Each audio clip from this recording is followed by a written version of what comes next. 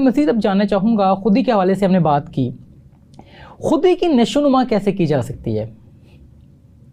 اقبال نے کہا کہ اپنے من میں ڈوب کر پا جا سراغ زندگی، جی، تو اگر میرا نہیں بنتا نہ بن، اپنا تو بن۔ رائٹ۔ مقصد یہ ہے کہ اپنے آپ کو جانا جائے، اپنے من میں ڈوب کر پا جا سراغ زندگی۔ حضرت علی نے فرمایا تھا کہ جس نے اپنے آپ کو پہچان لیا، اپنے نفس کو پہچان لیا، اس نے اپنے رب کو پہچان لیا۔ اب خودی ہی تو انسان کو انسان بناتی ہے، اسے پتہ لگے کہ اس کا مرتبہ کیا ہے۔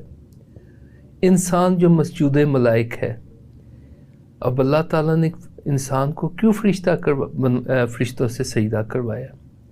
اس لیے کہ اسے معلوم تھا کہ انسان کی کیا بلندی ہے، کیا رفعت ہے، اور وہ کیا زمین پہ اس کا خلیفہ ہوگا۔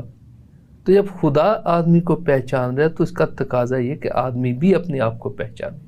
جی بالکل صحیح ہے، انسان جب اپنے آپ کو پہچانتا ہے اور بہترین انداز کے اندر پھر وہ تمام تر ایکٹیویٹیز پرفارم کرتا ہے۔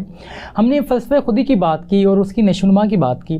میں یہ جاننا چاہوں گا کہ آج کا جو نوجوان ہے، آپ کے نزدیک آج کا جو نوجوان ہے وہ خودی کو کیسے ڈیولپ کر سکتا ہے؟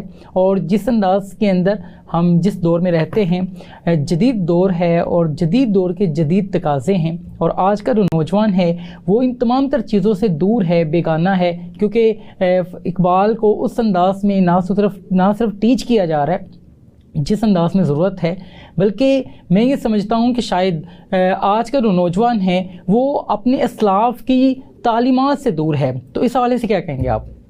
دیکھیں، اس میں کئی باتیں ہیں۔ مثلا ایک تو یہ کہ شعوری طور پہ اقبال کو دور کیا جا رہا ہے، اقبال کو مٹایا جا رہا ہے، اقبال کو نظروں کے سامنے سے ہٹایا جا رہا ہے۔ 6 سال تک یوم اقبال کی تعطیل ختم کر دی گئی۔